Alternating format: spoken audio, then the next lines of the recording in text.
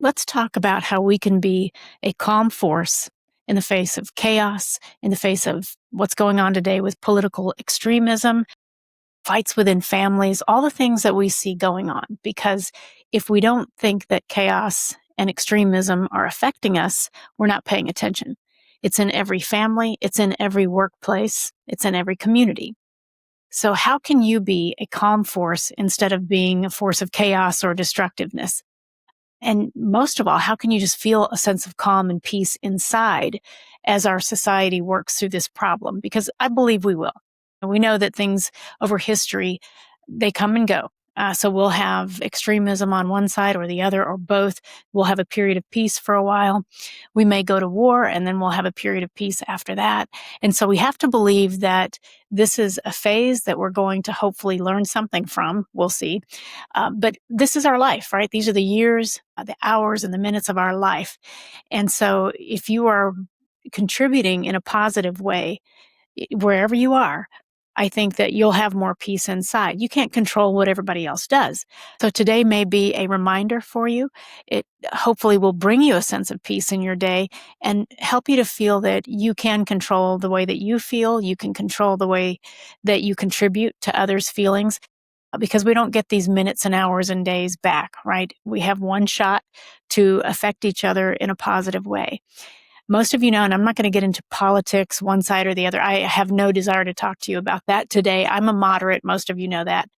I have voted Republican. I've voted Democrat. I've voted, I think, for an independent, if I remember correctly, years ago. And so I'm a moderate.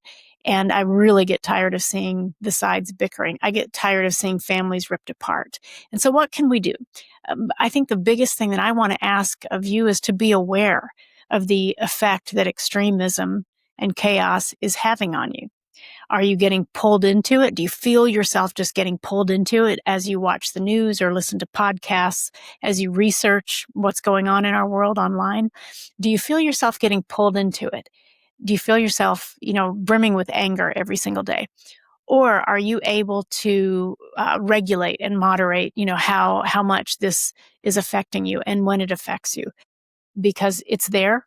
We can't really avoid it. I mean, if you turn on the radio in your car, log in online, get emails and text messages from political parties, it's pretty insane right now. So what can you do about it? How can you protect your heart and your peace? And how can you have a better impact on other people, including your family members?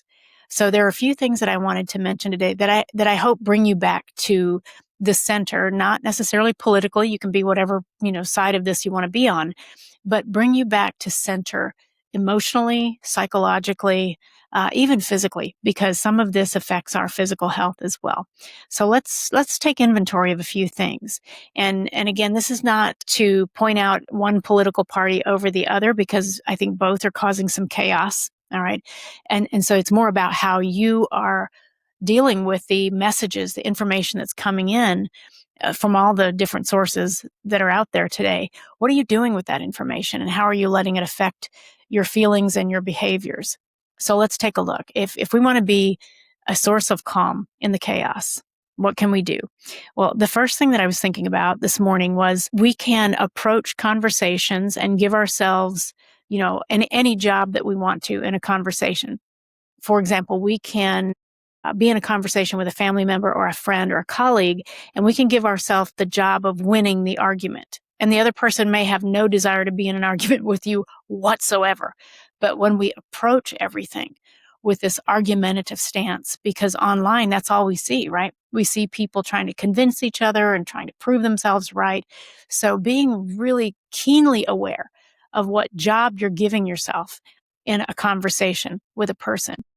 And if you have let all of the chaos online affect you, I'll say infect you, then your position is usually going to be, I need to win this argument. I need to prove them wrong. I need to crush this person because they have different beliefs. And when we go into a conversation like that, especially if we kind of in an egotistical way enjoy it, the other person may not be enjoying it so much. Now, if they don't want to engage with you, here's what I've seen a lot of people do. They feel superior to that person because that person has no desire to change your mind. They don't even want to be in the conversation. And a lot of people use well, I'll say they select data that supports their argument for something. So they get themselves all primed up with data. They're ready to debate, and then they strike. And the other person is going along in their day and they have no desire to be in this debate. They didn't go and just, scrape the internet for the most recent data that supports their argument. And so then what does that leave a person to do is just to feel superior and right in the situation. And they keep repeating that cycle over and over and over. And I would love to say that it's mostly men doing this, but it's not. Okay. Women are getting sucked into extremism and political arguments, even within their families and their friend groups, at work even. And so I'm not talking to the men right here. I'm asking women to stop doing that. Literally just knock it off. Because number one, you're not going to change somebody else's mind when you're talking past each other. And that's what I see the left and the right doing. They're talking past each other. And selective data is pulled into the arguments, and they're not even able to listen.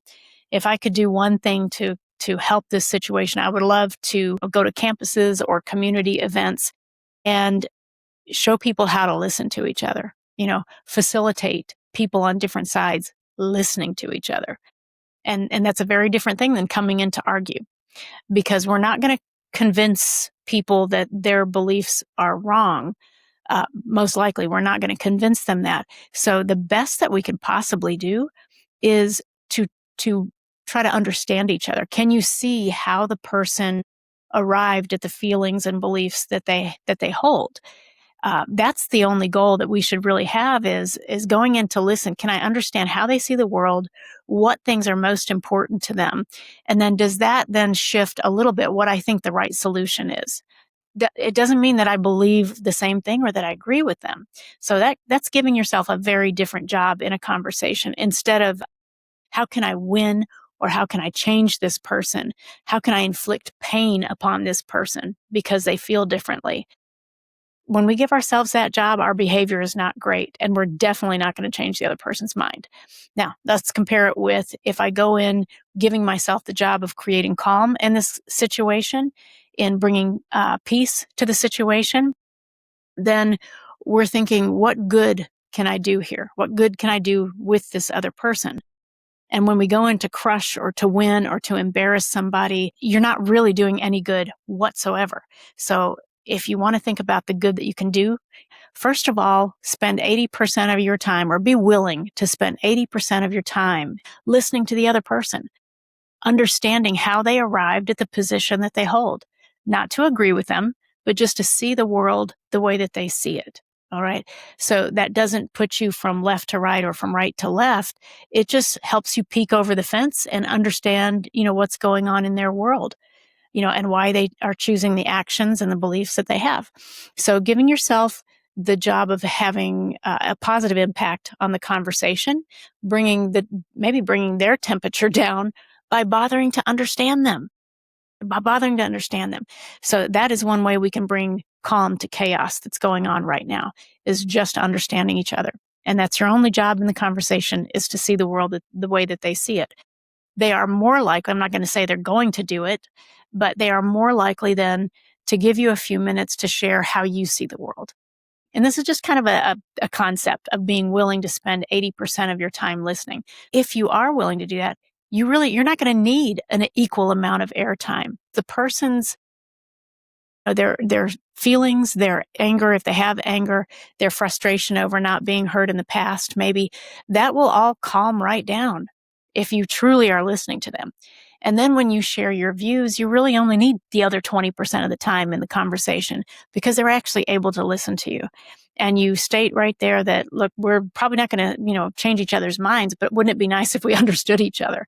So that's the first thing I'd say. Give yourself the job of bringing peace to the conversation and understanding the other person. The other thing that I thought about today is in relation to, our ego versus our sense of a true sense of self-worth and peaceful compassion, because it always feels better to be in that space than it does in ego space.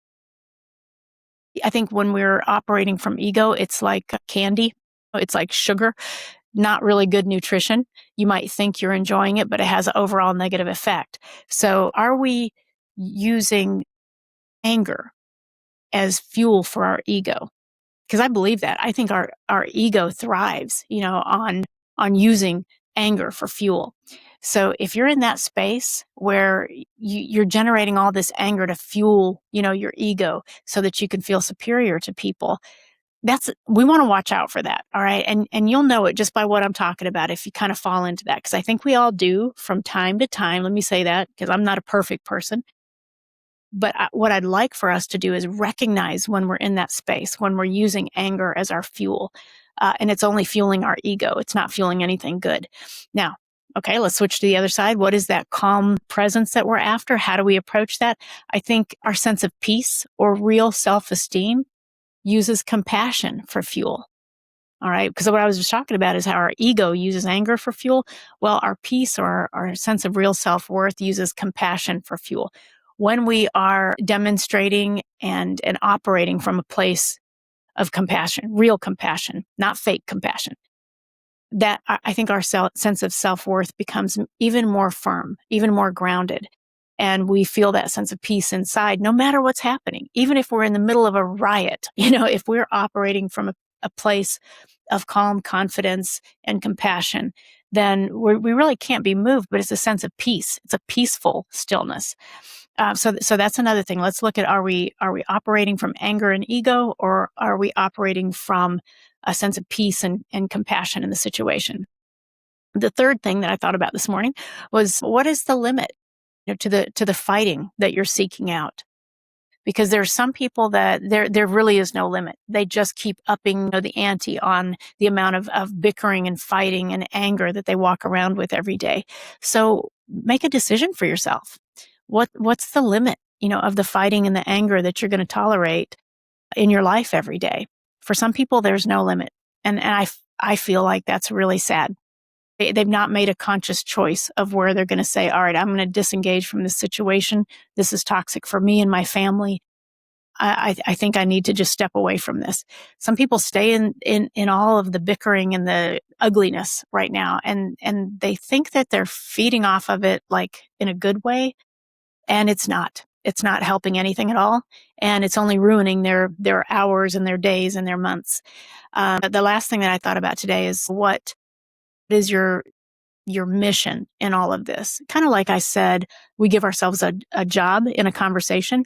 I think in all this chaos that's happening today in America, and again, I hope and pray that it is a temporary thing that we learn and grow from sooner than later. But what is the mission that you're giving yourself in all of this? Is your mission to crush people who disagree with you?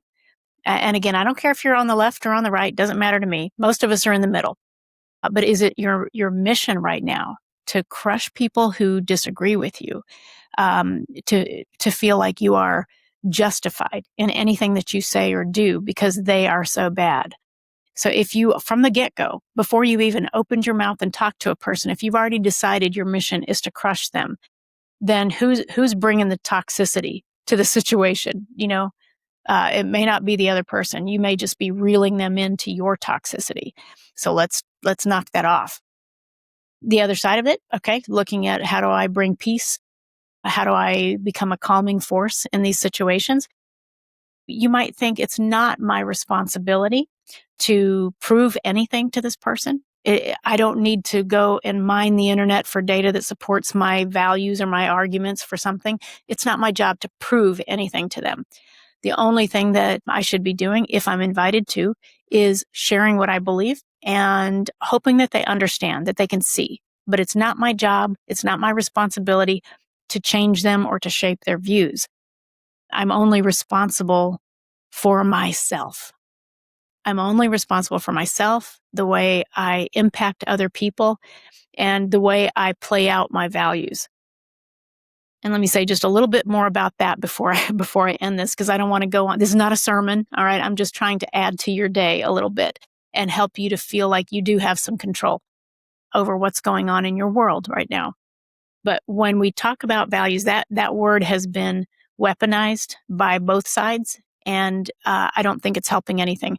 Because if your values are something that you are using to justify horrendous behavior, I don't think that's really your values at work. So let's start to separate what truly is, our set of values from what we are, I'm going to say, using, like playing off of that. In the name of values, I'm going to behave this way. All right. And if we don't start separating what is truly, a value in our life from what is just a justification for bad behavior, we're not going to get anywhere, because people are doing all kinds of terrible things in the name of their God, whatever their God is. People are doing all kinds of things in the name of what's right for the people. Like, are you really trying to do what's right for all the people, or are you justifying your behavior by what you say is right for people? So let's do a better job of sorting through what real values are versus justifications. All right. So I don't know if this is hitting home for anybody. I think we all get reeled into the chaos, but I would love for our community to start having a positive impact on others. That we can, in any situation, no matter how hot the argument is that's going on around us, that we can decide we're not going to add fuel to the fire, but we're going to be a calming presence with our friends and our family members and our colleagues. So I hope that this helps you. If there's a situation you're going into today, maybe you pick up the phone and you've got that family member who just will not stop attacking you. Just decide that you're not going to get sucked into it. And if you need to end the conversation, end the conversation. All right. That's much better than losing the relationship. So let's be that calm presence in the storm that's out there, and value the few years that we have on this planet, and know that we are responsible for our own peace. All right, ladies, have a great day, a great week, and I'll see you again next week.